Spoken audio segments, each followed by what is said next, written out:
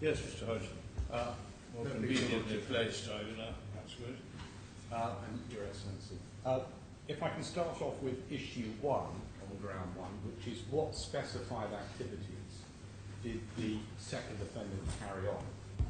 And there are 4 specified activities as found by the learned judge within the meaning of General 2.2.2. And if we look at the rules in bundle G3, tab 92,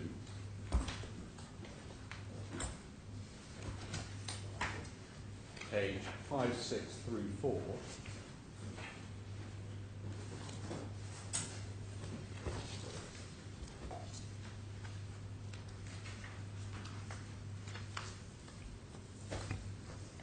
the 4 ones found by the learned judge at page 5, 6 through 4 are D, F, H, and K. So the first one to deal with is dealing with in investments as principal. That's expanded in paragraph 2.7.1 at 5638. And if you look at, if your Lordship and Your Excellency, look at 2.7.1 and 2.7.4, which is the exclusion, together, your Lordships will appreciate that there are 3 elements.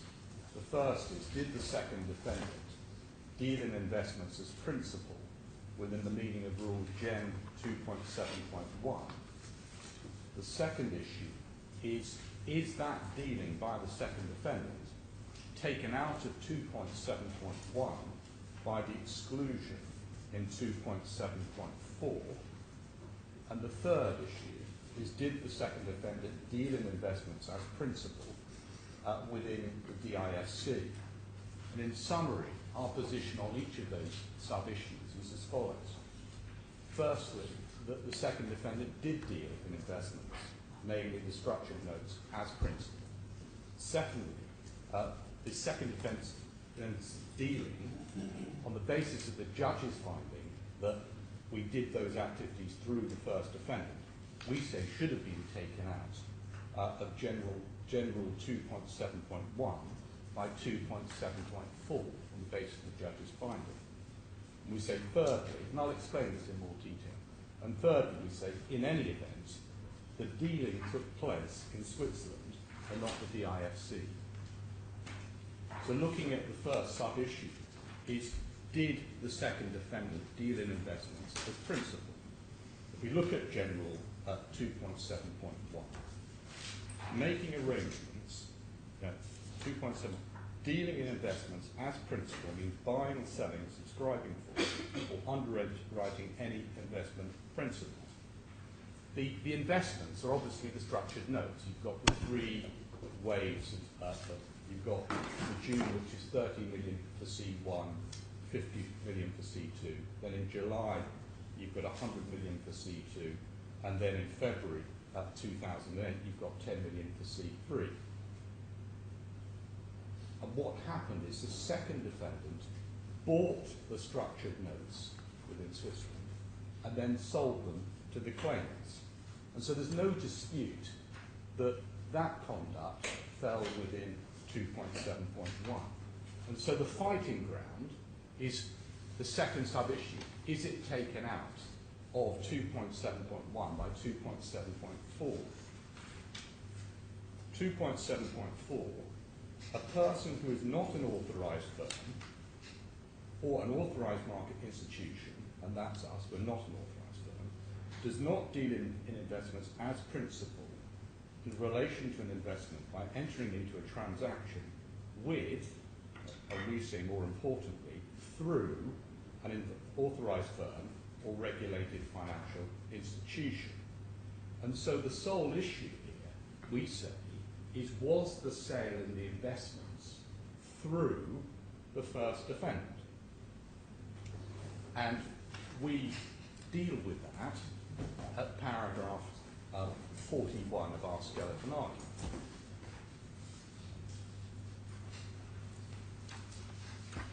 I'm so sorry, I've mislaid your skeleton. That's in Now, our skeleton is in the bundle of skeletons which was handed out by Mr. Brindle.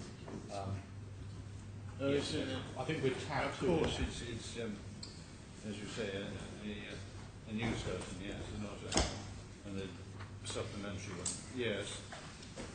Paragraph 41. We deal with it in paragraph 41, but if I could just explain it orally, just kind of orientate you where we are in our skeleton. It's common ground, my Lord and Your Excellency, that the first defendant was authorised to arrange active investments. So that was a permitted activity by them. It's also common ground that the first defendant was not authorised to deal in investments, and it's not suggested they did that either. And what we say is, on the judge's findings, it was through the first defendant that the investments were sold. It was the first defendant who arranged the sale. And on the judge's own findings, what they did was amounted to arranging. So if you look at the judgment at paragraph 388,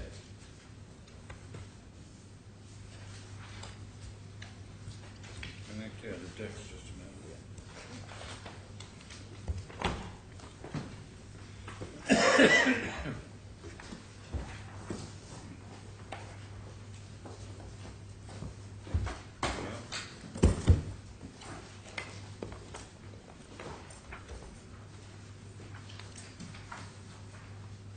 Well, Your Excellency, if you look at 388(1) and 2, we say that on those findings of the judge, it was through the first defendant that we were dealing as principal, and that what they did amounted to arranging.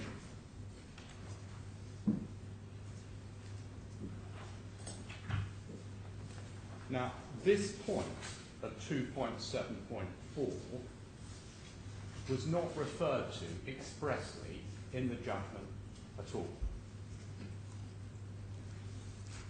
But the judge at one point in his judgment did say that the second defendant did not deal in investments through the agency of the first defendant.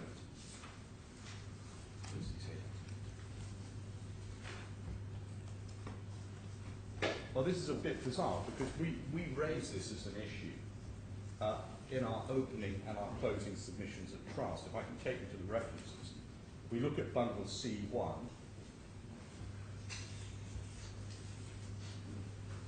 tab 26, page 694.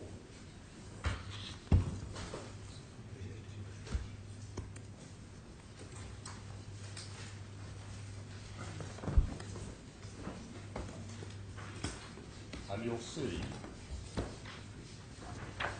that at paragraph 45(1), So just repeat the page. it's 674, Thank you. and you'll find at paragraph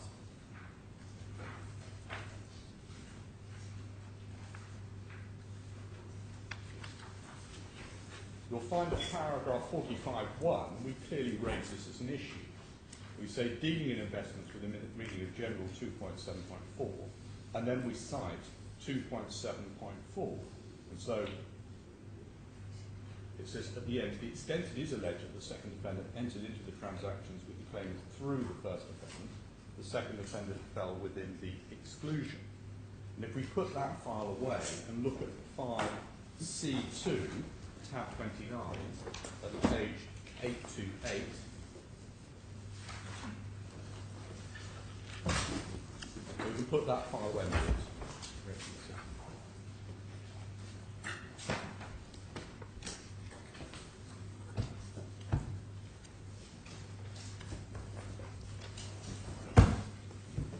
So 8.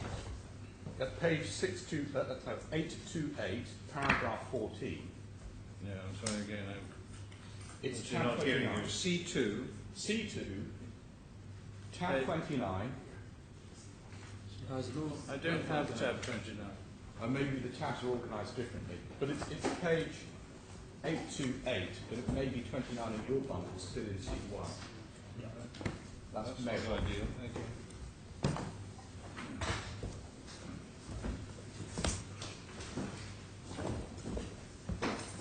one of the luxuries of being a member of Parliament laws is that you don't have to put the bundles together. Right, 29, I have that now. Yeah. 828, Yeah. and paragraph 14, Yeah. and what we say, we clearly raise this as an issue. We've relied on 2.7.4 to take it, the dealing out of 2.7.1, and we can put that file away. Well, if you say ranges as an issue, you refer to the relevant subrule. Yes. Yeah. I have So to what- say, there's the mountain of material that's put in front of the judge. Well, this is It's a case. depressing. Yeah, this case has got a lot of issues and it's complicated. Well, it's got a lot of issues. We've got an incredible amount of paper, including endless quantities of scouts and arguments, which imposes an intolerable burden on the court, I think. Anyway, there it is. Probably I've got out of the wrong side of bed this morning. Yes. Well, also, if we But anyway, that's that point. You say that the judge has failed to grapple with 2.7.4 yeah, because he failed to identify the fact and, that selling as principal they sailed through an authorised agent. correct. And if you look at paragraph 378 of the judgment, at page in bundle A1, Page. page 143 of the Thank judgment. you. Yeah.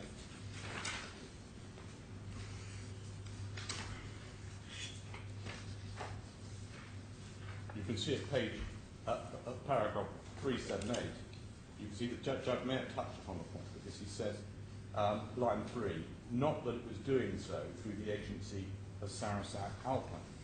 And it seems to me that what the judge was doing was equating, if he was looking at 2.74, thinking that it's got to be an agency rather than just merely through in order to fall within 2.7.4. The response of the claimants to this is at paragraph 413 of the claimant skeleton argument. I don't think we need to look at it, but I can say what it says. They say General 2.7.4 cannot apply because it only applies where the counterparty is an authorised firm. And we say that's clearly wrong. If you look at the exclusion of 2.7.4, that's not what the rule provides. That submission fails to take into account the word, which has the word through. I understand the counterparty would have to be the authorised firm if you're talking about the transaction with, but not through. And so what we say is that the word through shows that the authorised firm need not be a counterpart. So those are my submissions on sub-issue 2. And sub-issue 3 is, did the second defendant deal as principal in investments in the DIFC? The judge held that the dealing was in the DIFC for the reasons set out in his judgment at paragraph 388.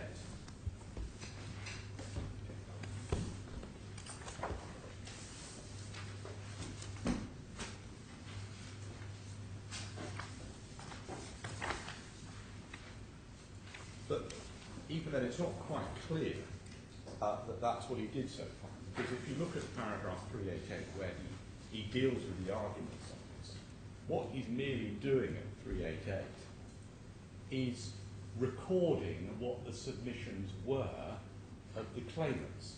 Because you can see that in paragraph 388, it says, in particular, in relation to the activity dealing in investments as principal within the meaning of General Point 2.7, it is said that the following matters lead to the conclusion that Bank Sarasin was itself carrying on that activity to and from the DIFC. And when we say the judge has missed the point in any event, or at least the other side of this, because we're not dealing with the test of arranging investments, we're dealing with the test of dealing in investments. And so the focus must be on the sale of the investments itself. And so where did the act of selling take place? And we say that wasn't in the DIFC. Sorry to interrupt you. Of course. If you act through an entity, does the entity through whom you are acting have to be acting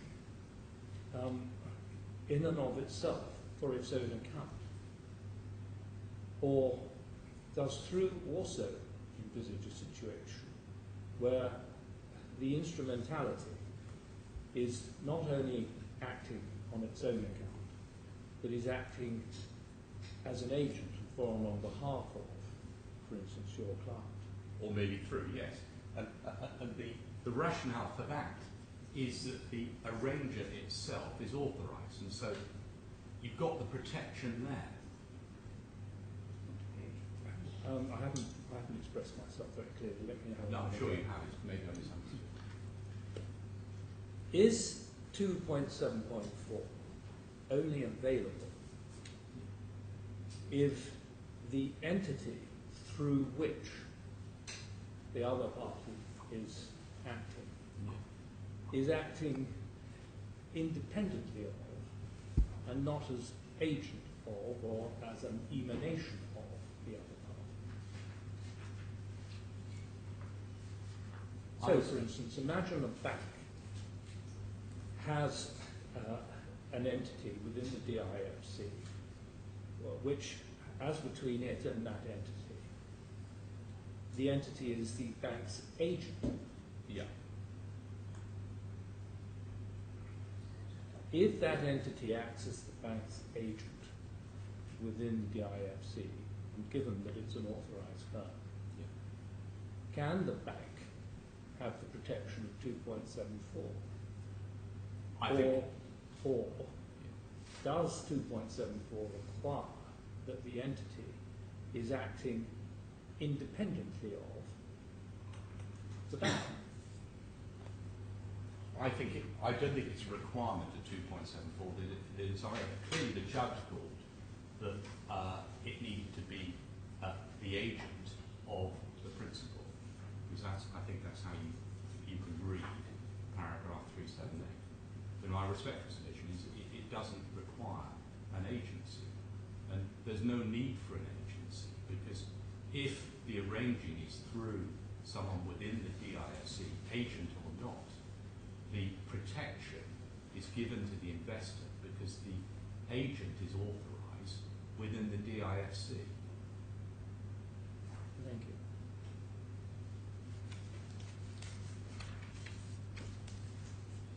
And if we look at 388, just brief comments, is that 3881, we say that's just an arrangement for a sale, and in any event was not in the DIFC.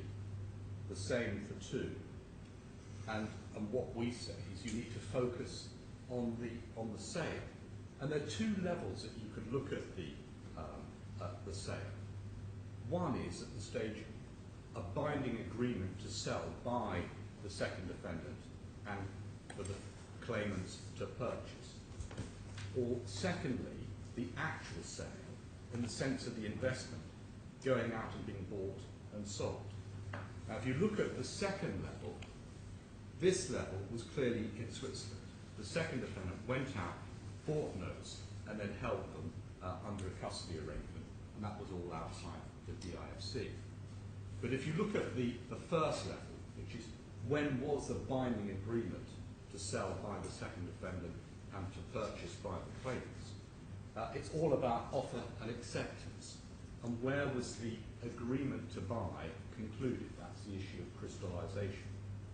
Well, the claimants agreed to purchase the notes, and they were only bound once they signed the confirmation of investment, or they give the instruction to go ahead. And you've seen the confirmations of investment. I'll just give you the references. For the first tranche, the confirmation investment is at the 6th of June 2007. That's in Kuwait, and that's H1 tab 128. The second tranche is the 17th of July by the claimant as attorney for C2 in London, and that's at H2 151. And so the moment when the claimants agree to buy the structured notes is the moment where there's an agreement. But it's not until when the second defendant is notified in Switzerland that the whole thing is crystallised.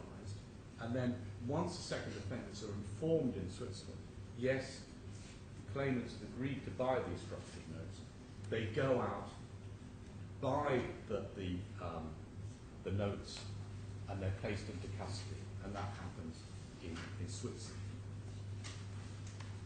So there's two ways of looking at when there is a binding agreement. Either when the claimants agree to go ahead, and that was all outside the DIC, they agreed outside the DIC, and the confirmations were all signed outside the DIC, or when the communication of the acceptance has been received by the second defendant, and that would be in Switzerland. This is not until the second defendant's notified of acceptance that it went ahead with the purchase of the notes and selling. So, well, that's the first of the four grounds in relation to the specifying activities. The second is arranging deals, arranging credit or deals and investments. And that is explained in paragraph in rule 2.9.1. So we need to go back to G3, tab 92, at page 5639.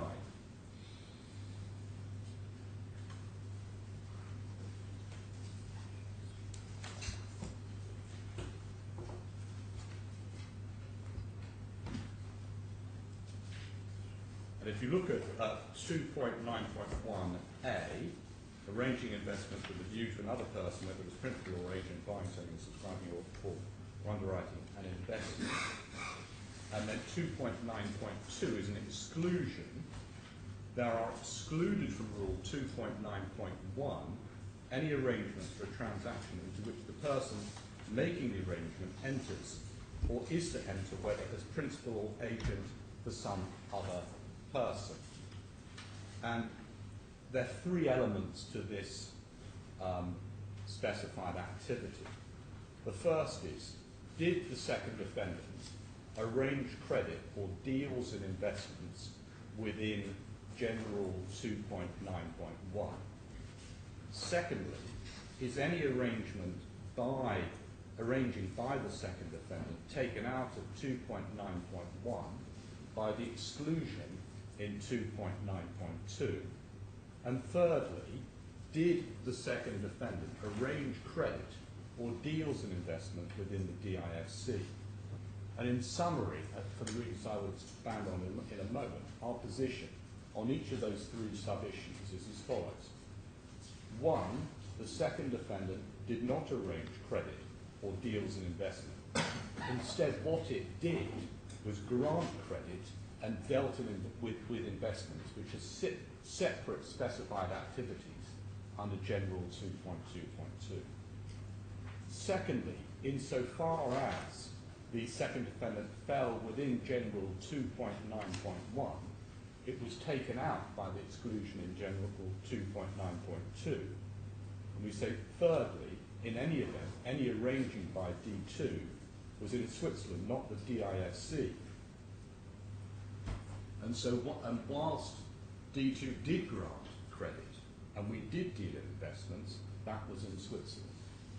So if we deal with these sub-issues on this second category, we need to look starting from 2.2.2, which is at page 5634.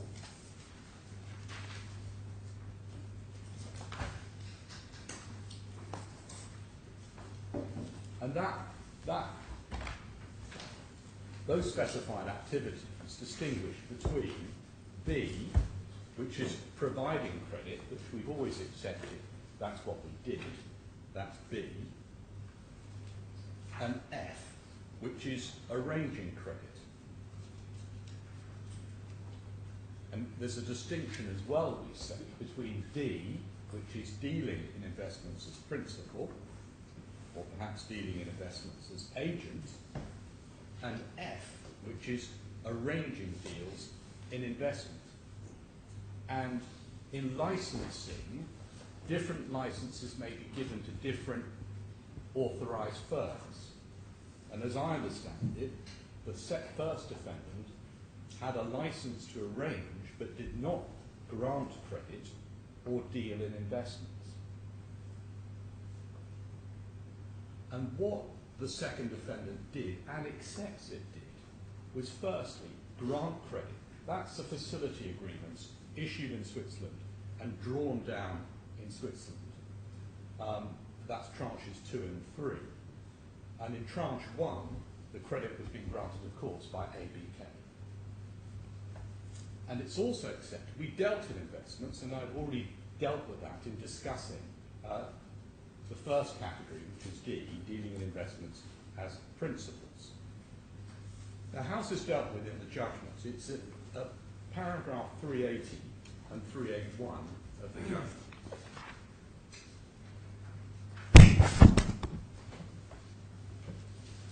How the judge dealt with it was, at paragraph 380, he set out what the claimant's argument was. He said, it is said on behalf of the claimants that Sarasin's activities included arranging credit and arranging deals and investments. But he doesn't analyse that at all, and the reason why he didn't analyse that, because at 381, he understood there being an acceptance by the second defendant, as recorded at 381, that it did carry out the activities alleged to constitute arranging credit or deals and investments within the meaning of Rule 2.9. So the whole issue of 2.9.2 is not dealt with at all in the judgment. If we can look at the submissions file, which is C1, tab 26 of page 674.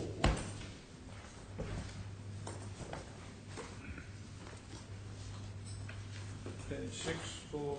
It's 674, my lord, and it's paragraph 45.2.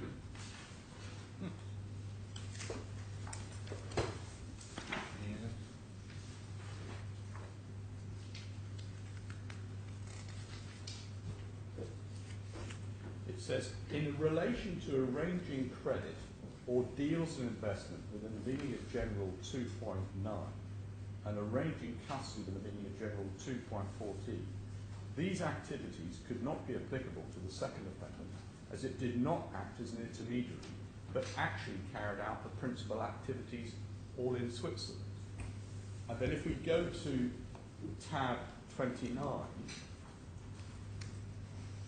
I'm just pausing there, that's yes. over a different point. Unless I misread it. Well, What he's saying that if you're an intermediary, you can't be involved in arranging credit or deals and investments. yes, but it says that we carried out the principal activities as principal. And so that falls clearly within 2.9.2 of the exclusion. And if we go to... Oh, I see, sorry, well, I misunderstood that one. 2.9.2, the exclusion. And then perhaps it's clearer, my lord. I'm not sure, I still find that difficult to read. My lord, it's clearer in the closing submissions. We look at tab 29, which I understand is in the same bundle. Yeah. At page 827.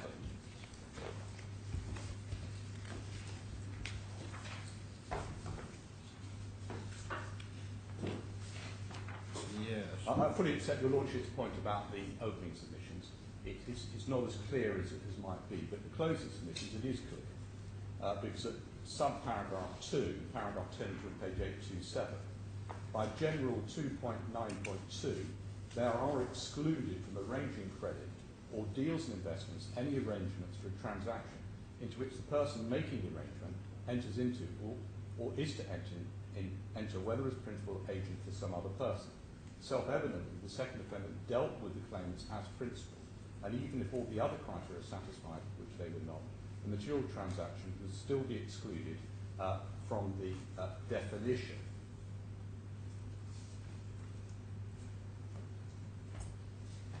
So, well, that's dealing with the exclusion, and it doesn't really deal with the. We are dealing with the The exclusion. judge's understanding there was an agreement that it was within 291. But anyway, there we are. But the fact is, my lord, whether the judge misunderstood the point is now a point that's raised for consideration by your lordships and your excellency on this appeal. And I can fully understand the difficulties the judges have with these provisions because they are extremely difficult It's an to work through. extraordinarily tortuous piece of language, isn't it? It is. This area of law is a minefield even for lawyers, let alone clients. If I could go back, my lord, to the paragraph 380 of the judgment. Yeah.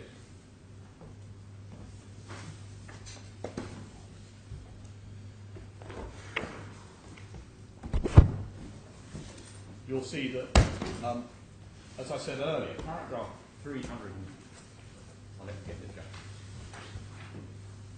My Lord, and Your Excellency, as I said, paragraph 380 is merely records what was said on behalf of the claimants. Yeah. The first is the time sheets. The term sheets, we say they're not marketing, they're specific to claimants as per their requests. And they were specifically created for the claimants, as explained by Mr. Lowenberger at paragraph 29 of his witness statement. I don't really need to turn that up now, but just so I can give you the reference. It's E2, tab 72, page 3,900. As to 2, the opening of the accounts, it says the Bank Saracen sent out account opening forms. We say the opening of the accounts is a separate act to the arranging of credit or deals and investments. The accounts were opened before anything was done, and the mere fact that an account is opened does not mean the claimants will go ahead and purchase an investment. And as regards 383, we say that mischaracterises the second defendant. We simply provided credit for tranches 2 and 3. We're not arranging, we in fact provided credit. And if you look at General 2.9.5, which is at page 5641,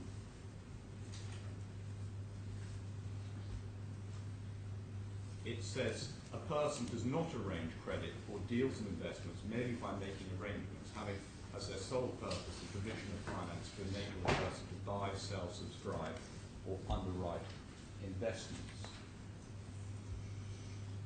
Now, the claimants rely on 2 matters in their Sorry, that's what I was starting. Well, if a bank offers an overdraft to enable someone to buy an investment, the bank is not arranging credit. It's providing credit, which is a different category. Right, and it may be providing credit as well, but it's not arranging credit. That's what it says. Yeah.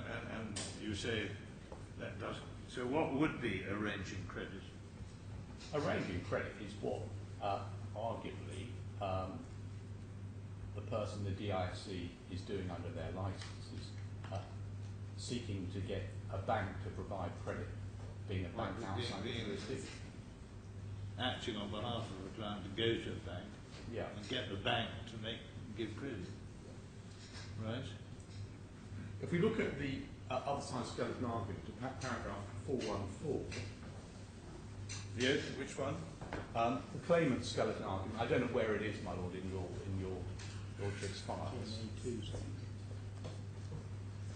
It's in A2, isn't it? So the skeleton argument for what? For this appeal. Right. Um, I think that is in A2. Yeah. Well, it would be helpful if you could give us reference, yes, because it's... Right, yes, page.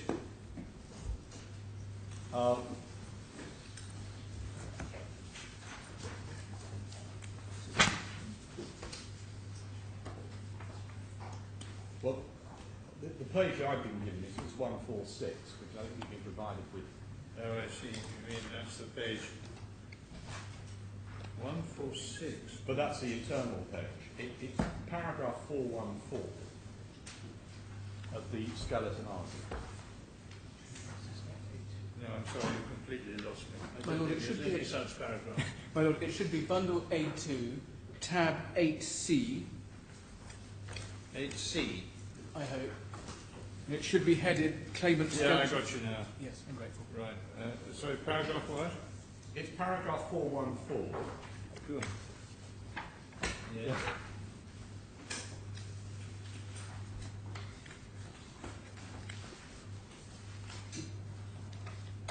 Yep. They rely on two matters. The first is if they say, in relation to a raging criminal deals investor, Bank Sarasin plainly carried out these activities, while Bank Sarasin sold each of the notes on the issue to the claimants, and also structured the investments. For the first wave of investments, the issue was Rabobank, and it was Bank Sarasin that arranged the execution of this transaction. So they're relying on two things. And we say the mere fact that we structured the investments in Switzerland which were sold does not mean that we are arranging. And secondly, even if the issuer was Rabobank on the first wave, that does not mean that the second defendant did not sell the investments to the first claimant and the second claimant. And interesting enough, the claimants themselves contend that the investments, or contended that the investments were sold to them by the second defendant as principal. If we look at the claimant's skeleton argument for trial, which is at C1, tab 24, page 571,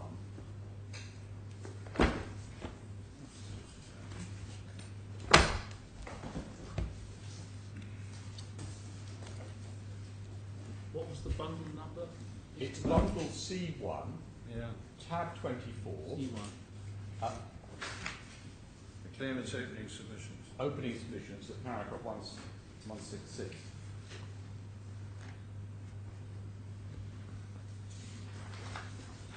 I invite your lordships to read paragraph 166 of page 571. So what am I reading it for? To discover what they were asserting? Or They were asserting that I mean, that's we, the point of the exercise. Isn't it? they were asserting at trial that we sold the investments to them as principal.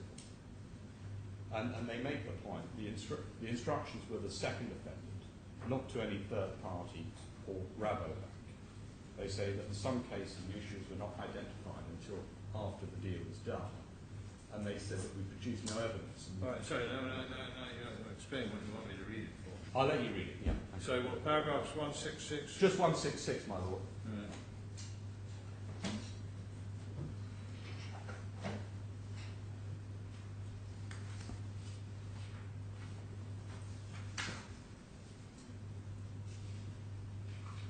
So you've gone back to 2.7 now? Yeah. Yeah.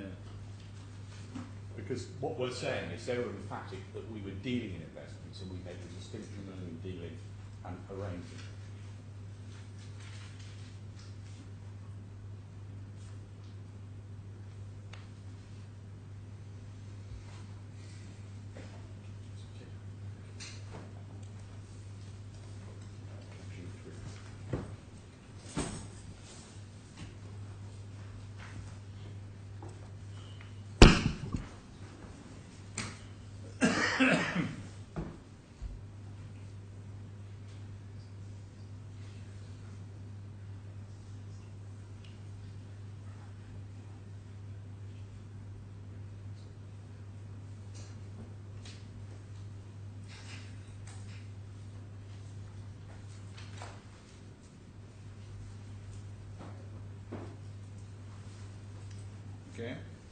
My Lord, the second sub-issue on this is the matter taken out of Rule 2.9.1 by Rule 2.9.2. And if you look at 2.9.2 is at bundle G3, tab 92, page 5640. And what we say is the purpose of 2.9.2 is to take out of 2.9.1 where the transaction is with or the credit is being granted by the party. And those activities all fall within either B, which is providing credit, or D or E, dealing in investments either as principal or agent. So it says there are excluded from Rule 2.9.1 any arrangements for a transaction into which the person making the arrangement enters or is to enter, whether as principal or agent, for some other person. And we say, yes, we granted credit, and that aspect is excluded. We say, yes, we sold to the claimants the structured notes, and we say that's also excluded. The point the other side makes, well, look, on the first tranche, the issuer is Rabobank, and we say, well, the mere fact that the issuer is Rabobank does not make the transaction fall outside 2.9.1, as the transaction itself was the sale of those notes as principal by the second defendant to the second and third claimants. So it follows you purchased the notes from Rabobank. Yes, and then we sold them on to the claimants. And insofar as you look at the initial purchase, which is from us buying the notes from Rabobank before the on sale, we say that that was either in Switzerland or, given that Rabobank from the Netherlands, it's from in the Netherlands. And if you look at what the other side picked up on, it's the cross-examination of Leuenberger, which is at bundle D2, tab 57, page 1473. Reference again, please. Yes, it's at bundle D2, which is the transcripts from trial, day 7.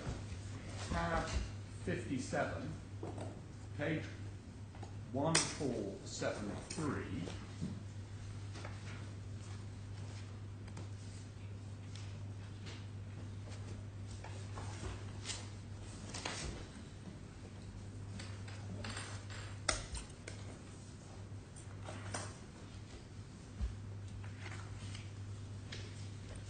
And perhaps it's easier if I just read the relevant bit, which it starts at the end of internal page 124.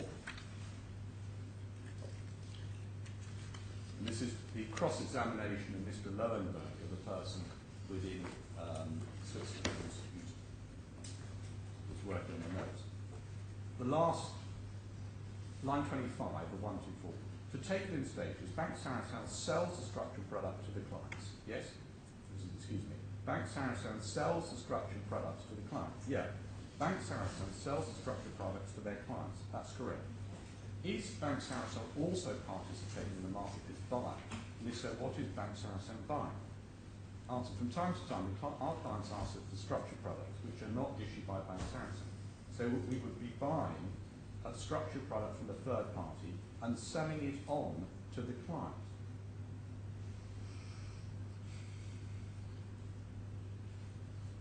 Could I just ask you just to explain how it works by reference to some of the documents in this case? If you could be given the core bundle to start with, which is not a Bank Sarasin issue, if you could go to page 164, yes. Do you have a document at page 164? I see a term sheet here. Question. Yes. The one that has the issue of being the Rabo party, do you see that? Or in fact Rabobank itself? Yes, that's correct. Could you just explain how it works then? Is this an example where Sarasin goes into the market and buys something and sells on? That's correct, yes. So that explains the process.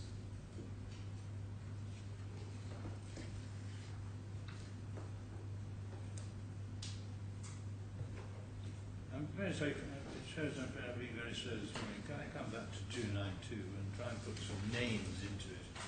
Yeah. This is an exclusion from activity which would otherwise constitute arranging credit or deals in investments. Yes, my lord. Yeah. And they're excluded from that Yeah. activity an arrangement for a transaction. Yeah. That means The purchase of the notes or the sale of the notes, yes, my lord. I suppose so, all right. An arrangement for a purchase or a purchase. Any arrangement for a transaction. Well, I understand the word transaction. Yeah. Arrangement? This whole provision is dealing with arrangements. So the transaction itself is dealt with by Okay. different provisions. So this is dealing with an arrangement or arranging. a preliminary, really, for an investment. It's this section only deals with the arranging. Yes, of I'm the just trying to transaction. understand what the language means. Yeah. I agree, what it's dealing with is removing from arranging credit or deals in investments certain other arrangements, or certain arrangements. Yes. So what it excluded any arrangement for a transaction into which the person making the arrangements, Correct. that is for this purpose D2. C2, D2. D2 rather, Yeah. enters or is to enter, Correct. whether as principal or agent for some other person. Correct. Well, that covers almost anything, doesn't it? He's always going to be acting either as principal or agent for some other person. I'm obviously being very slow. No, because, my lord, the reason why that's He fine. can't entertain any activity unless he's either acting as a principal or as an agent for someone else. No. Let me go back. Yeah. You can have an arranger, separate person entity, and you can have the person who provides the product. Right. And what they're saying is, if it's being asserted that the person who is the arranger is the person who provides the product, then it's excluded. What arranging credit or deals and investments is meant to cover is the activities of people like the first offender. So I'm beginning to understand. So if the person who is making the arrangements actually provides the product, that is excluded from 291. Yeah. And he gets swept into some other provision as to the making of the investment. Exactly, either dealing investments, the dealing point. And the reason why the other side clearly don't want to say we're relying on providing credit or merely relying on acting as principal. You say it happened in Switzerland. Yeah, exactly. Well, we deal with this at paragraph 47, 3 to 5 in our skeleton argument.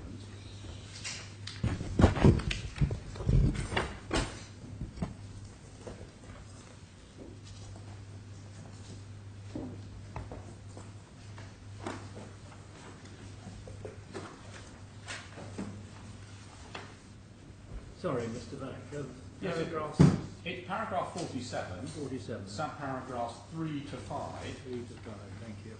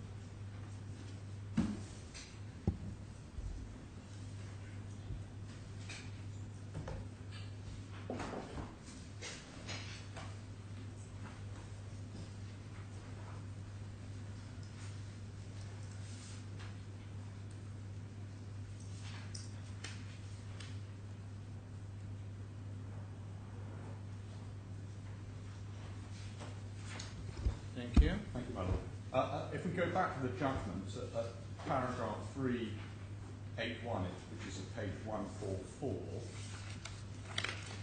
as I said before, this issue, which is sub-issue 2, which is 2.9.2, wasn't considered by the judge. But if we move on to paragraph 389 to 390,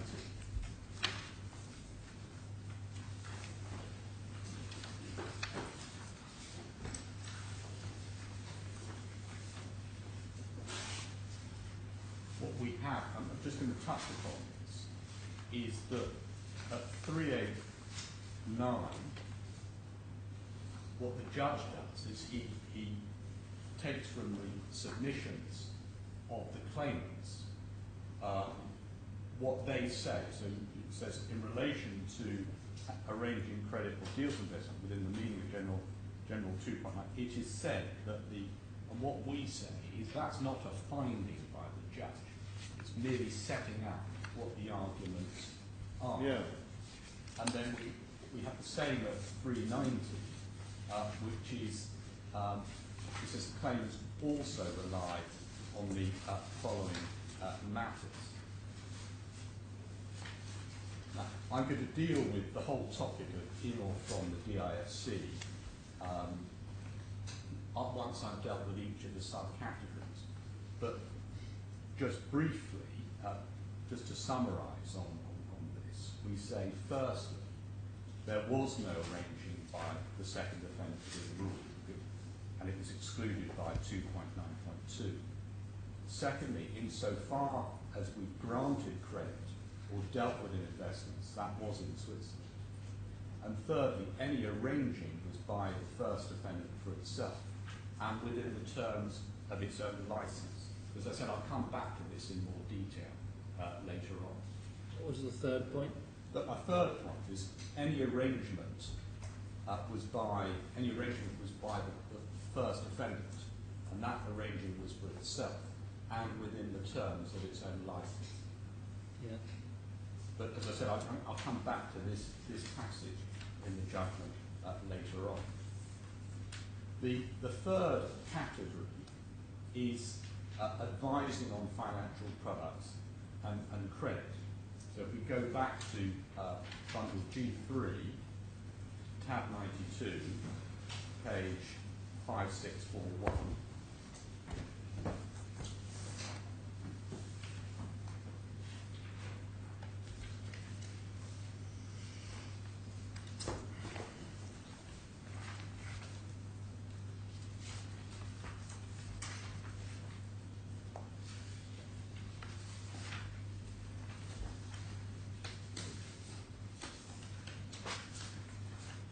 This is an even more complicated provision.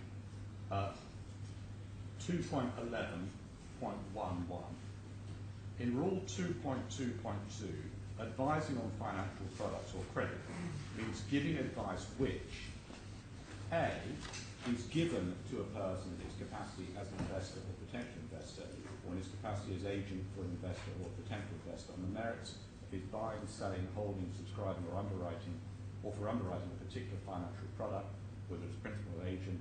B, is given to a person in his capacity as a borrower or potential borrower, or as agent for a borrower or potential borrower on the merits of his entering into a particular credit facility. Or C, constitutes generic advice, and then we have all the provisions about what does generic advice mean in subparagraph 3, and of course Mr. Brindle's gone over that issue with you in some detail over the last couple of days. On this subcategory, there are two issues. The first is, did the second defendant provide the claimants with advice on financial products and credit? And secondly, was that advice in or from the DISC? And our position is as follows on each of those. Firstly, the second defendant did not provide advice to the claimants. Insofar as the claimants were receiving advice, it was from either the first defendant or their own in-house financial advisor, Mr. Tarrant. And secondly, we did not provide advice credits in or from the DISC. So if you look at the first sub-issue, did we provide the claimants with advice on financial products and credit? And on what we say is the judge lost sight of, and it's important to maintain a distinction between the roles of the first defendant and the second defendant and their authorisations. On our level, you've got a well-known and established bank in Switzerland which is authorised and regulated in Switzerland with its own regulator. On the other side, you've got the first defendant in the DIFC with its own authorisation, which permits it to provide advice, but does not permit it to provide credit or to deal in investments. So you've got those two things there. And we say the claimants did have a relationship with D1 as reflected in the additional general business conditions which were issued by the first defendant and signed by the claimants. And of course you'll appreciate that the first defendant's case is that they didn't provide specific advice, but they were providing generic advice. So whatever I may say about advice, please take it with that caveat that I understand what the first defendant's case is. You shouldn't take it from me that they were providing specific advice rather than generic advice. If we look at the additional business conditions, they're in bundle H1, tab 122, at page 6376.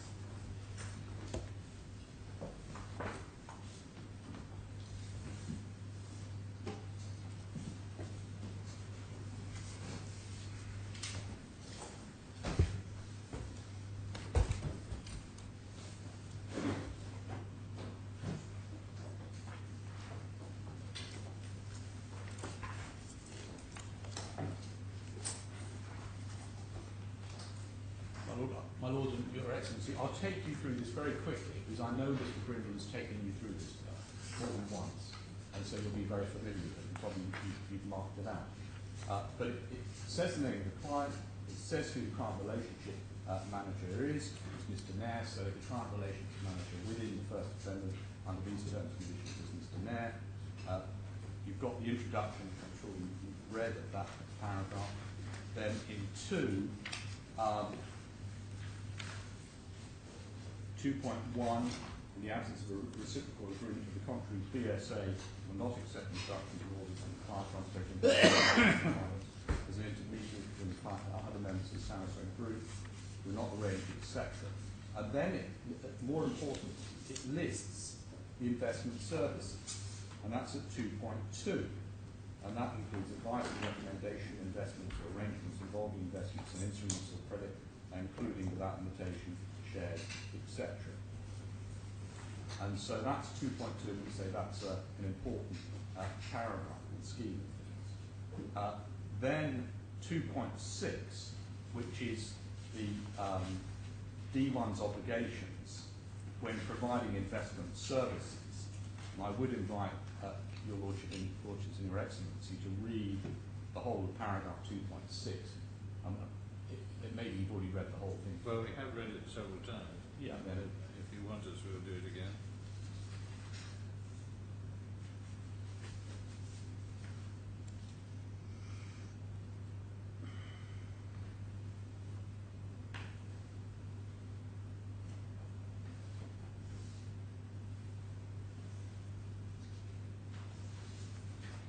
Yeah. And then 3.2, my Lords and Your Excellency, at page 6379, the client hereby agrees to communicate with each member of the Sarasin group directly and agrees to forward messages and orders to the respective member of the Sarasin group. The client agrees that the Sarasin group may send its messages addressed to the client through BSA. So that's the relationship between the claimants and D1. And we say under that we have a client relationship manager, there's provisions for providing investment services, and there's an understanding that communications with other members of the group can be through the first defendant. And we'll come back to that aspect later, because what the arrangements were, the basic structure of having an authorised party within the jurisdiction arranging and a party outside but regulated and authorised by their own country is a conventional structure. But the judge clearly thought that no, it's not.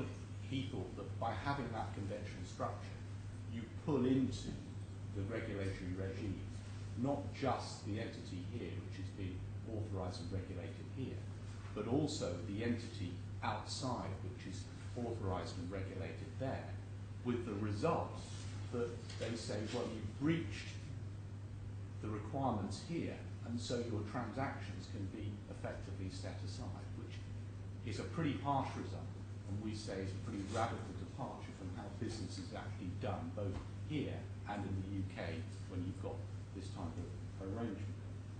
The first defendant and the second defendant had their own intra-group delegation agreement, under which the KYC obligations of the second defendant were delegated to D1. And we say that the delegation is limited to that under that agreement. And it may be that, do your lordship want to look at that, or do you just... KYC is know your client. Yeah, that's right. And that, the agreement, perhaps we just quickly look at it. Better look at it. Yeah, we should do. It's tab 105 of this bundle, my lord. Yeah. And it's an intra-group delegation agreement. And I'd invite your lordships just to read the first page.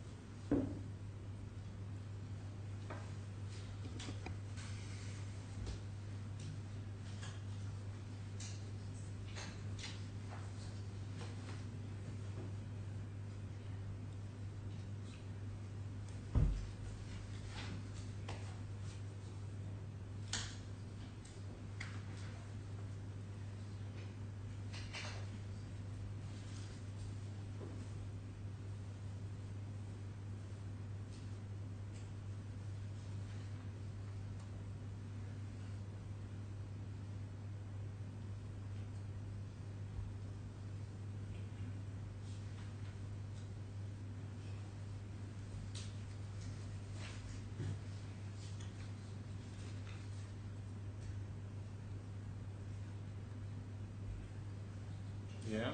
And then at case 6260, you'll see that clause 9 is governed by Swiss law, Swiss jurisdiction, and the various annexes are the basic provisions of Swiss law and practices to money laundering checks and KYC.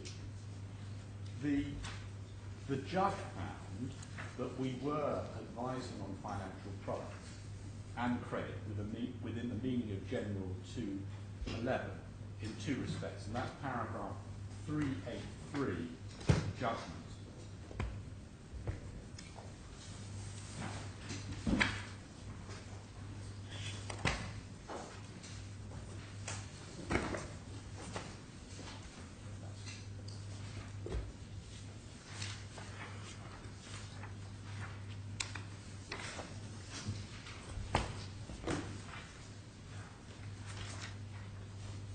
If we just look at the structure of this section, my lords, if you look at page 144, 382, the learned judge sets out what the provisions are, and we've looked at those. And then at 383, it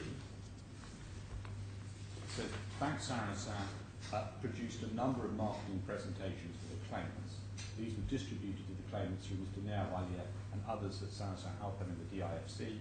Further, Bank Sarasin structured the investments of the claimants, which constituted giving advice based on instructions of the DIFC. So the judge is saying that this finding is supported effectively on two limbs. One, the production of a number of marketing presentations for the claimants distributed through D1. And two, that he's found that merely by structuring the investments for the claimants, that constituted giving advice, and clearly we don't accept that. We deal with that, my Lord and Your Excellency, paragraph 50 of our skeleton argument. And if I just deal with the, before you'll just look at that, let me just summarise where I think we are. The first point is that the judge in his judgment has not identified what these marketing presentations are. Secondly, if he's referring to the general marketing material, we say that's not on the merits of any transactions with the second defendant. Thirdly, we never met the claimants, so there's no oral presentation by us. And fourthly, we did not give the claimants advice on the merits of any transactions, and that was not our role. And fifthly, if it's a reference to the term sheets, they're not intended to influence, and there's an express disclaimer on them setting out that they're for information only, and that the client should seek their own advice. And perhaps we could just look at one of the term sheets just for that proposition, which is bundle H1, tab 128, 6414.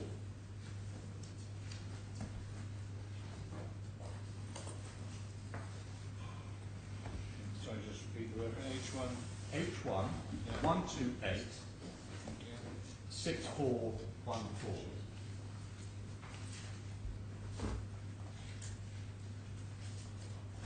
And I just invite, there's a disclaimer on various pages, and I just invite the Lordships to read the disclaimer on the left-hand side of 6414, for example.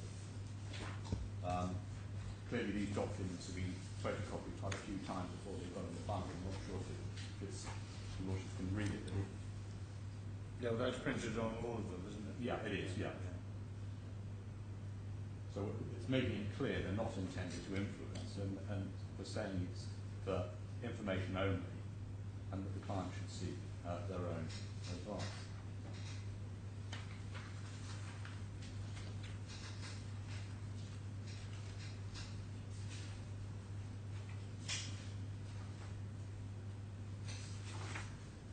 And then I'd invite you now to look at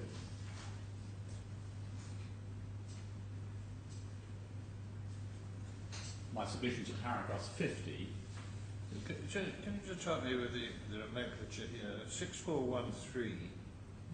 Yeah. You have issue a lead manager calculation agent to be advised. Lead distributor, Bank Sarasin-Alpen and Bank Sarasin-Basel. What's that mean? Lead distributor?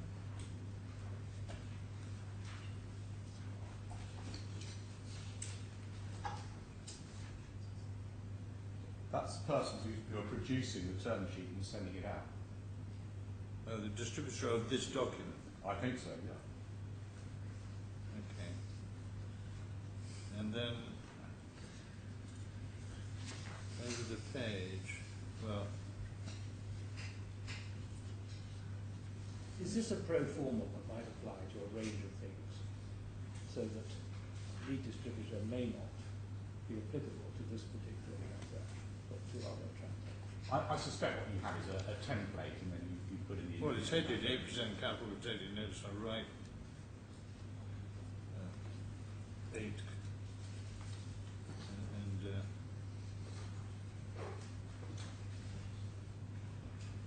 signed by Mr. Khorafi. Yes. But, well, I'm interested in, can I help you? Is the material in the documents relating to the purchase of this note from Rabobank? Is that there? I mean, presumably Bank Sarasin hedged exposure on these products, did they? I wouldn't know, my lord. You wouldn't know. My understanding of the case They is would- limited to You would what's expect them bundles. to, anyway. Yes. Yeah. So there's no material here relating to the Rabobank's involvement in the I production of these. wouldn't have thought, given the nature of the product, that they would hedge, because what they're doing is they're buying it as principal from Rabobank, Right, and then on selling it to the customer, right. and so they wouldn't need to hedge. Well, maybe Rabobank would hedge. Oh no, that's true. I can understand why the Rabobank may want to hedge itself. Yeah. Yeah. I understand. Okay, thank you. Right, But sorry, then- I've interrupted. If they are hedging, it may be they're hedging on a global basis as well, not Yeah. specific. Yeah. Yeah. Well, we're now up to paragraph 50 about my skeleton argument, and Yeah. as your lordships have taken that, and then at paragraph 51, we deal with the... Sorry, I'm not sure I have read 50. Oh, can if you want me to. I do, yes. Yeah. All of this castle's about to collapse. We'll see if I don't. Well, I hope it... Yeah, I meant this castle document.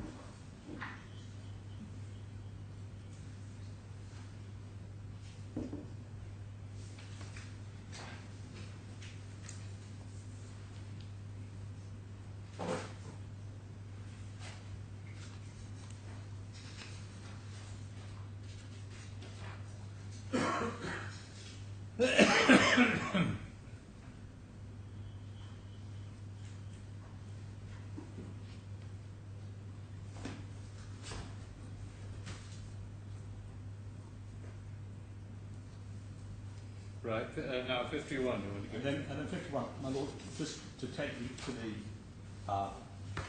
51, 3, 4 and 5, I don't think I need to take you to the confirmation of investment sheets themselves, because Brindle's done that.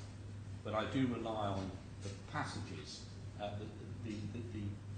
I've set out from those documents at 3 and 4. So your lordship and lordships and the rest of kind of read that.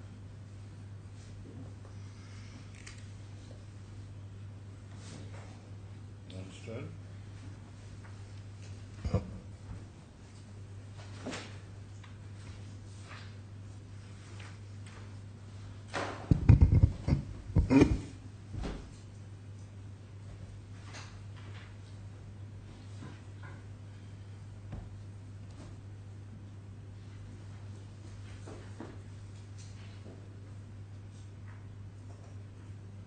Oh, so you've got that, my lord. So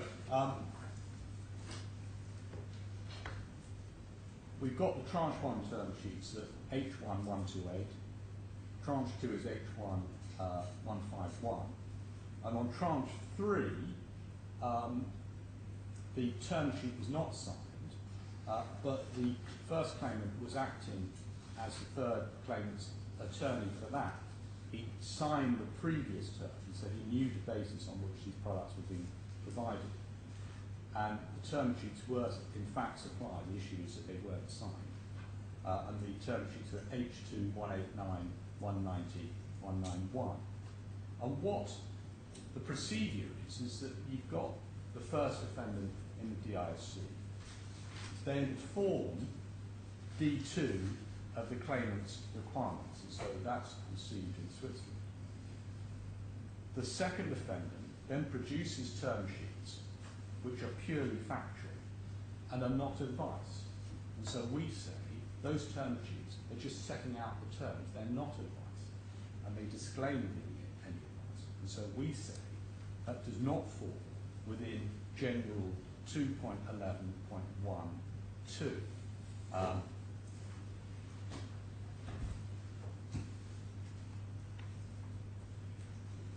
And if we can look at what that process is, it's in Mr. Lernberger's statement in bundle E2, tab 72, at page 3899. So, which Bundle E2. E2. Yeah. Divider. 72, Yeah. page 3899.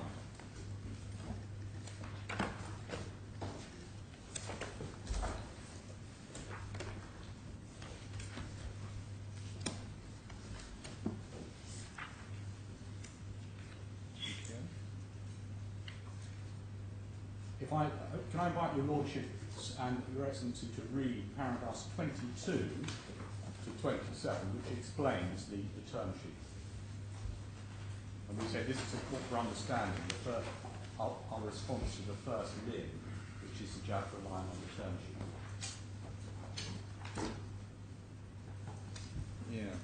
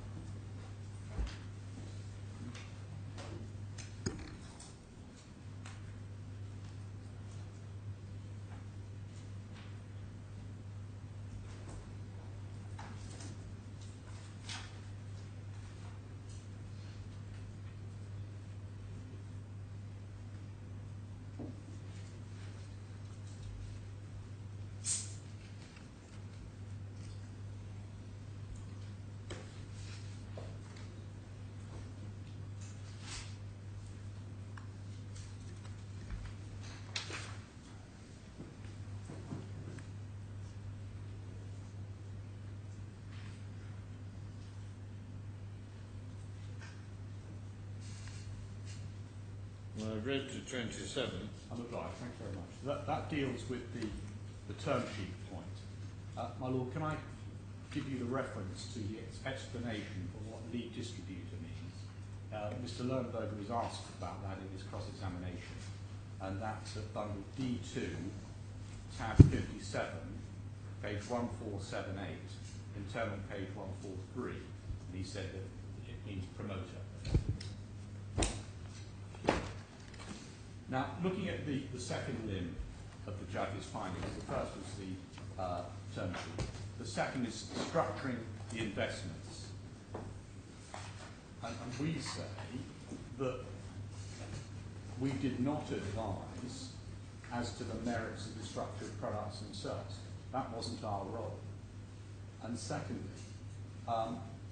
what we did was structure the notes, but merely structuring the notes, we say, that's not advice, it's providing the product requested. We're providing a product, we're not providing advice.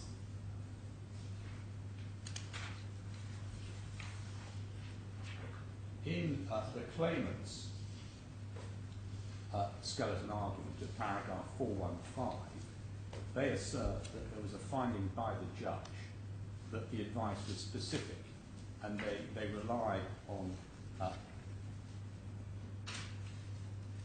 various passages in the judgment. It may be helpful just to look at paragraph 415 of the other side's skeleton argument.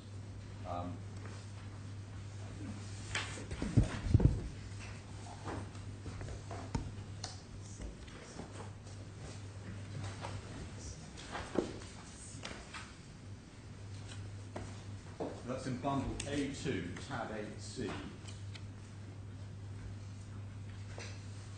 Page 415. So this is their case on this subcategory.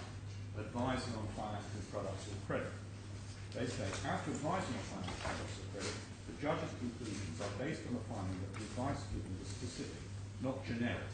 And then they refer to 286 to 288. That was the conclusion the judge was entitled to reach on the available evidence. There was no proper basis for the appeal court to go behind that decision. Now, Mr. Brindle's gone over that point in great detail yesterday and said, no, what they were doing was providing generic advice at most and not specific advice. But if we look at that passage in the judgment, which is 286 to 288,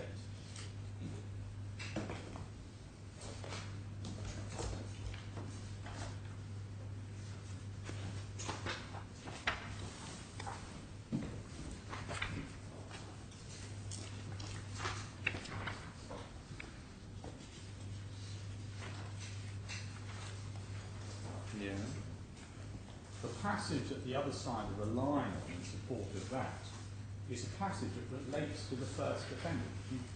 You've read 286 to 288, I think Mr. Brindle took you through it yesterday.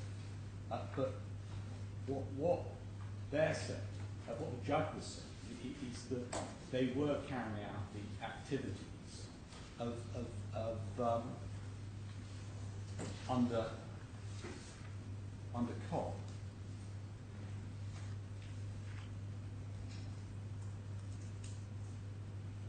So I'm not quite sure what point you're on here. The point I understand that the other side. The you point accept the submissions in regard to I'll explain the my nature of the advice.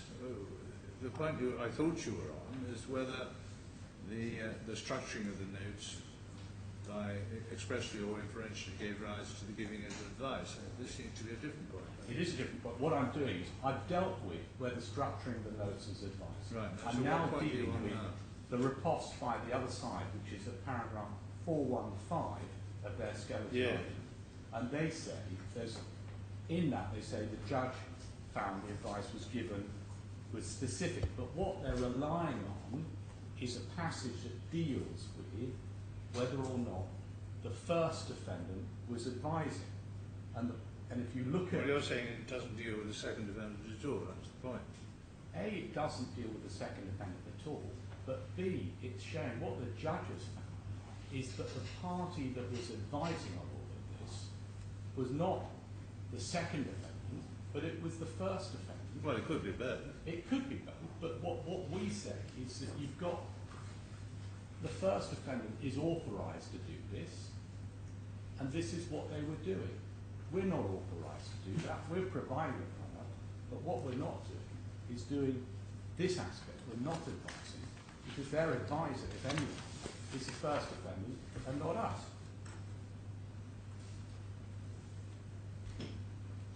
Understood. Thank you.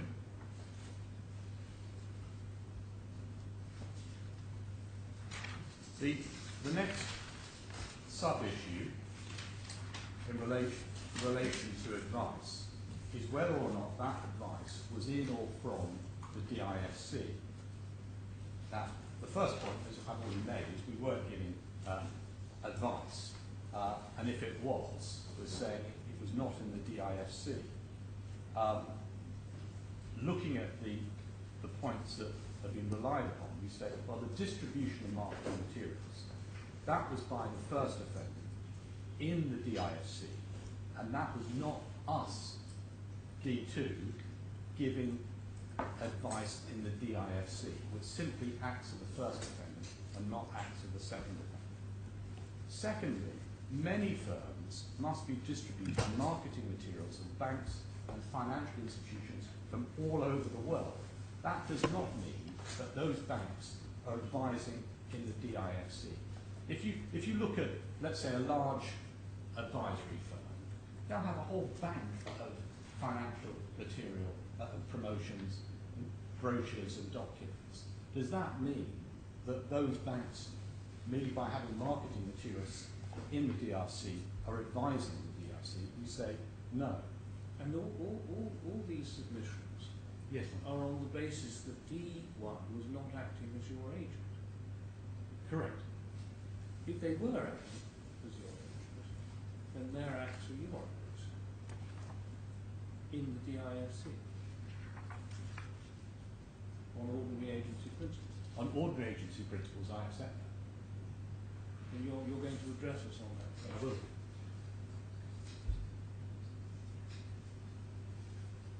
Of course. And Mr. Brewer reminded you, of course, you still have to distinguish between the acts of what D1 is doing for their own business under their own license and the acts of D2 in respect to their own business. I think you still have to do a distinction. But the fact that you have two separate entities, separately licensed in their different jurisdictions, Correct. does not preclude there being an agency relationship between the two that could lead to the activities of the one being imputed to the second. It is possible, yes. But what you understand what our solutions are, which is set out in our Yes, you solutions. say that each of these entities is acting on their own account, and not as D1 is not acting as your agent in giving advice and the other activities engaged upon in respect of these transactions. And then The next aspect of this point is as regards the structuring of the notes. This was done exclusively in Switzerland. Clearly we say no structuring took place in the DIC. So if you're looking at the two notes, one is the marketing materials. We say what I've just said before, and as regards structuring, we say well, clearly the structuring took place in DIFC. I'd now like to take you to FSA against Bayshare, nominees 2009 TWHC 285, which is in the authority bundle 2, tab 15.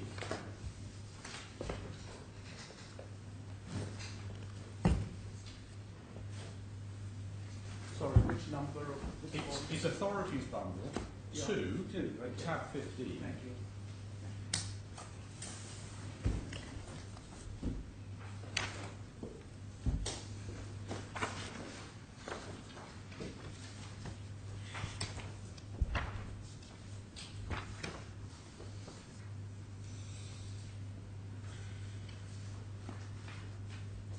You'll see from paragraph 3, this is a case relating to boiler room activity. I'm sure your lordship's in essence. So this is financial authority, service authority against Bayshore. Yeah, that's correct. Now, why are we reading it? For what proposition? Well, we're reading for the proposition that the act of advising is not completed until the investor receives it. Right, okay. What I'm saying, Lord, is if there was any advice, that advice, the act of advising, is not completed until the investor receives it. And here the claimants are in Kuwait. They weren't being advised in the DIFC, and they did not receive advice in the DIFC. And that when you look at the judgment, we'll come to that in a moment, that the judge refers to this authority but didn't apply, and that's what we said. But if you look at paragraph 3, you'll see that this is a boiler room activity case, where the FSA was trying to effectively shut down an operation. And the paragraph 7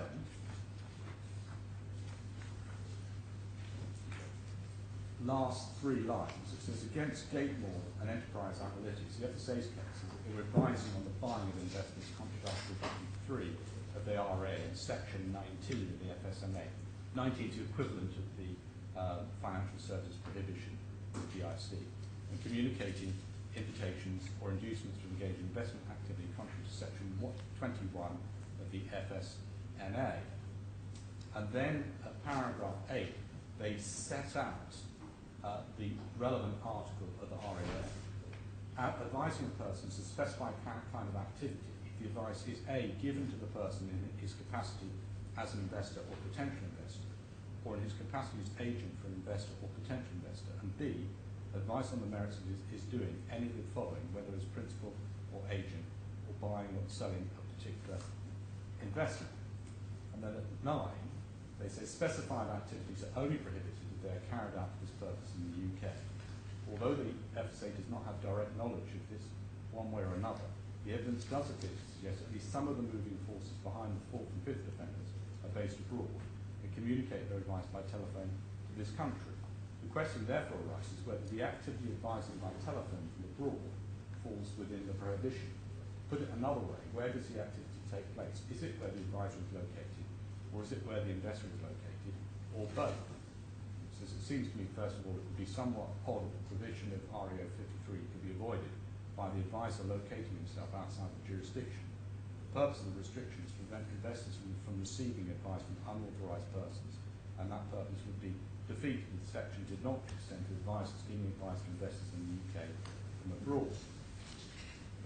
And then paragraph 12, this is the third consideration, which is in my view decisive, is that when one looks at REO 53, one sees that the core of the prohibition is in relation to the receipt of the advice. The act of advising cannot possibly be completed until the investor has received it.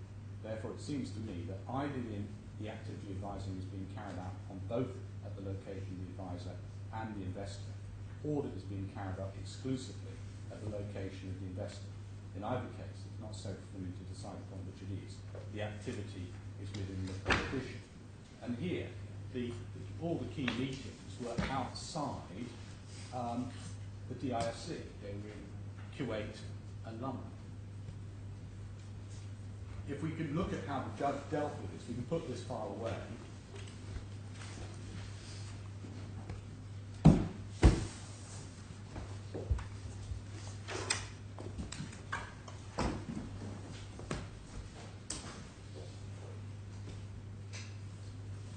What the judge did in paragraph 392, page 152,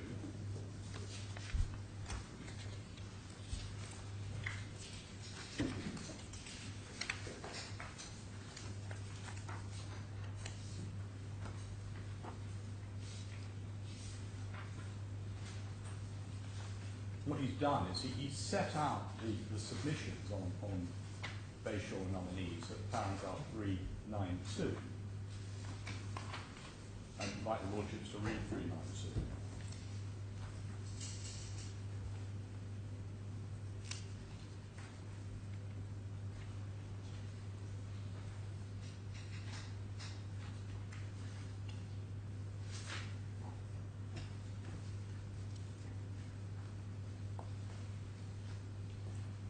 My Lord, and we say that the judge summarised Bayshore in 392, but then didn't turn to deal with the argument itself. He sets out the argument, but didn't deal with it in the following paragraphs of his judgment.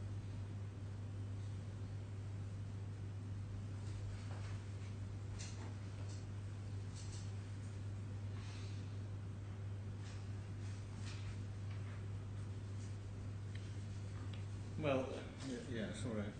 And then, I mean, there is a relationship. I mean, 393 goes on to deal with the question as to whether Sarasin-Alpen was in fact transmitting from the DIFC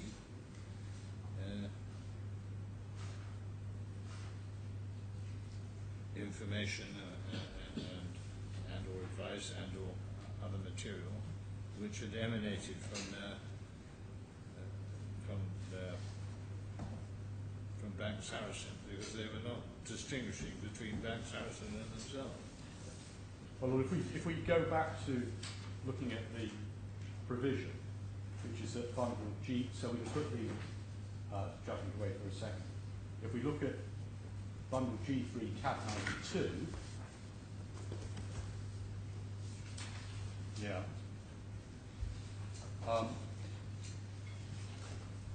2.11.1, advising on financial products or credit means giving advice. So it's giving advice, and then A is given to a person, or B is given to a person.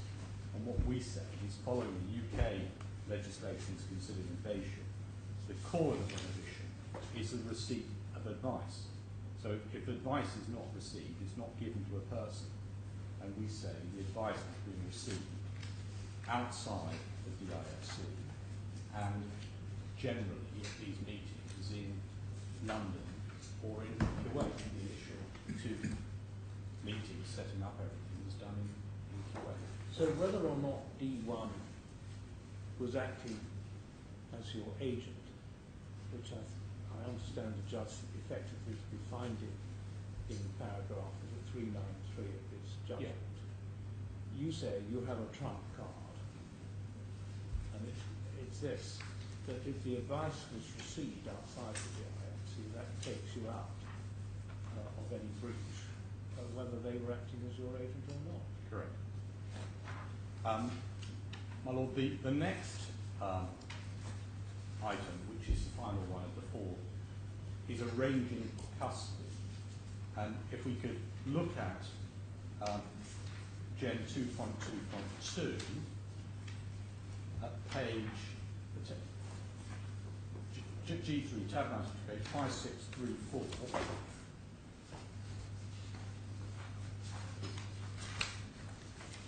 Now, what we say is if you look at J and K, there's a distinction. J is providing custody, which we've always accepted, and K is arranging custody, which we haven't accepted. Clearly, the claimants didn't want that classification because if we provided custody, that was obviously in Switzerland and not in the DIFC. Now this provision, in other words, is Shows my ignorance. Custody essentially meaning what? Retaining the product. well, no, you'll see the definition doesn't say that. If I can just show you the... It never does. No, I think it's... It's not the real world. No, I think you will find it's a bit Alice in Wonderland when you actually see what they say about what providing custody is. It's 2.13.1 at page 5644. Yeah. Providing custody means both safeguarding investments belonging to another person and the administration of those investments. And then they list a whole host of things which don't constitute the administration of investments. And then 2.14.1, in Rule 2.2.2, arranging custody means arranging for one or more persons to carry out the activity described in 2.13.1. We say, yes, we did provide the custody. We bought the structured notes. We held them in Switzerland as custodian. We placed them with other financial institutions as sub-custodians, but we remain the custodian itself. Now, if we look at what the judge found on this, which is at paragraphs 395, 385 and 386,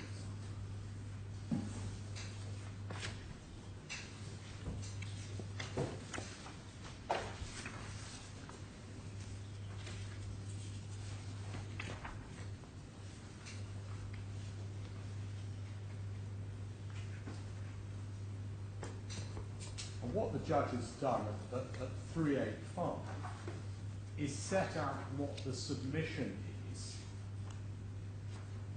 of the claimants, but without finding whether or not that was correct. So, line 3, he starts off by referring to the definition.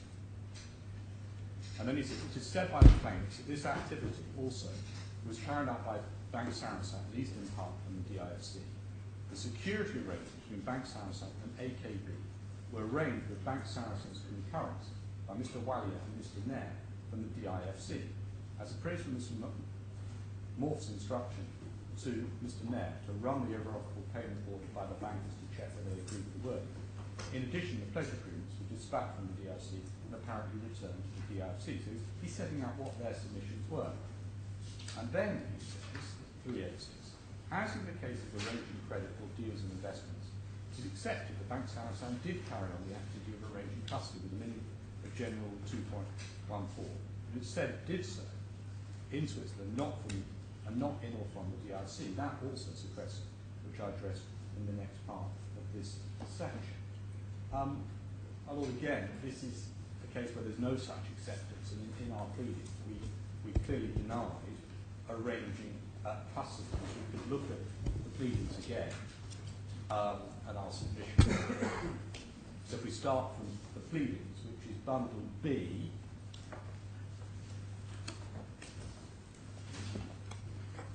tab 20, no, tab 19, sorry. So you've got a hell of a lot of bundles open. So you want bundle B? Bundle B, my lord. Yeah. Divide out. So it's divider 19, Yeah. it's page 450, and it's paragraph 172G of the amended defence, subparagraph 3. So we go to page 450 and look at 172G, subparagraph 3. It is denied that the second defendant was, or by such act, would have been arranging custody with a minimum of 2.14 Gen module. The second defendant was itself the custodian in Switzerland. Although perhaps you can take it from me, but I'm happy to take you to the submissions. But in our submissions, we've effectively follow the same Well, line. give us the reference and then. It's a reference, it's submission paragraph 45.2, C1, tab 26 at 674. It's also in our close of the submissions, paragraph 10, subparagraph 3, C1, tab 29, 827.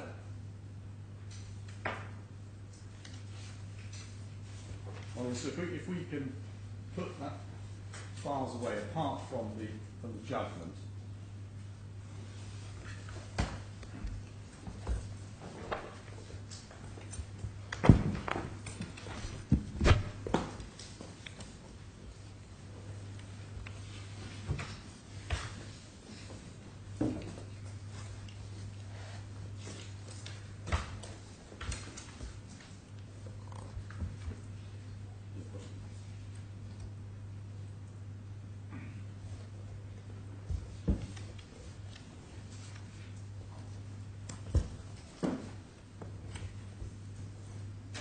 Right.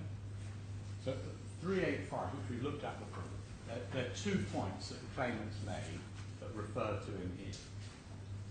One is the security arrangement between Bank Sarasin and AKB, that's clearly tranche 1. And the secondly is the pledge agreements. Well, we say security arrangements between D2 and ABK are not arranging or providing a custodian service. What happened is that the investments were held in Switzerland.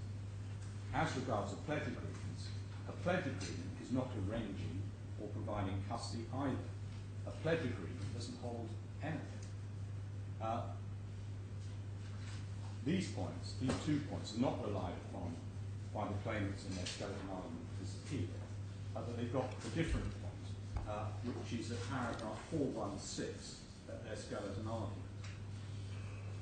And it's a point that is not referred to in the judgment, but they're saying, D2 wasn't the ultimate provider of custody. If you look at paragraph 416 of the claimant's skeleton argument, which is at A2 stroke 8C, you'll see what their arguments are on arranging custody.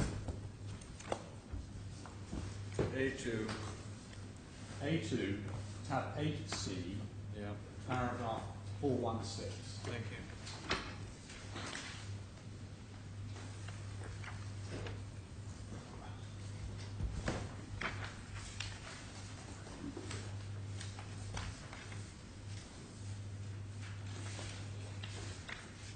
And you'll see what their argument is that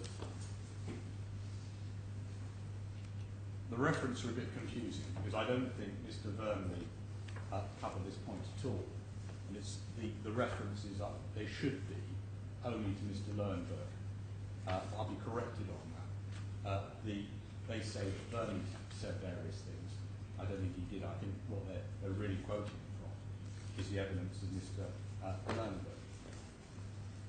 But if we look at that evidence, it's in bundle D2, tab 57, page 1484.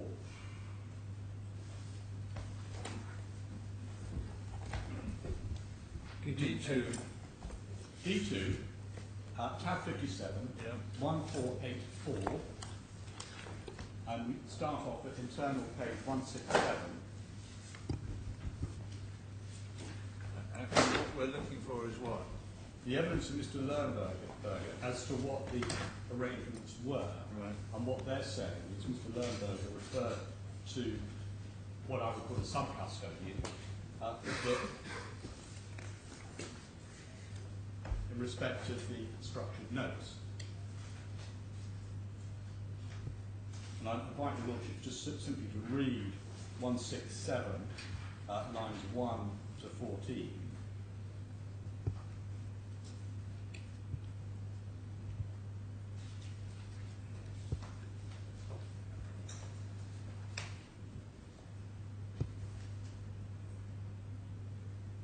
and then the 169, the first 7 lines.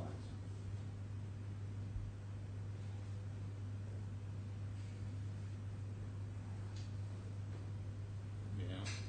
And what we say is, well, it's usual for a bank which is safeguarding assets or products to use other entities to act as a sub-custodian for it. But that doesn't mean that the bank, for example here, Bank Sarasin, is not providing custody itself. And if we go back to General 2.13, G3, tab 92 at 5654,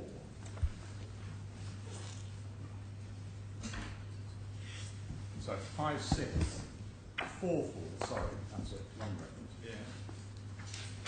Providing custody means both safeguarding the investments belonging to another person and the administration of those investments. Well, the investments belonging to another person, that is the structured products because they've sold them to the claimants, and the administration of those investments, well, they are administering those investments. It's their job to hold those investments, and what they do is they place them with a sub-custodian. And if we look at the safeguarding and administering of these structured notes by the second defendant, that flows from and is evidenced by the statements of account issued by the second defendant, which lists the assets it's holding on behalf of the claimants. Does it make a charge for acting as custodian? Due to in its account when it submits its account? My Lord, it will be. I'd have to take instructions on that because, as I said, my knowledge of the case is simply on what's before your lordship. I didn't do the original trial, but I will find out the answer during the next adjournment if it's necessary. I mean, the person actually having possession is in the group, is it? No, it doesn't. No. What you have, they buy the investment, they book it by putting it into the account for the claimants. No. It's put in their bank account saying we're holding this for you. Where the note is finally booked would be with a sub-custodian, which would be someone like Euroclear or whatever. But they're still, what we say is they're still safeguarding, they're accepting the responsibility for those notes. Because you don't tell the customer, oh, by the way, we'll hold your notes, we put with a sub-custodian into Euroclear. What the customer's told is our relationship is together, we are with you, we're safeguarding your assets are held by us within this account, with us as the bank. And if you look at the statements of account, it becomes very clear as to what the arrangement is. So if we look at the statements of account, they're in bundle H2, tab 186A,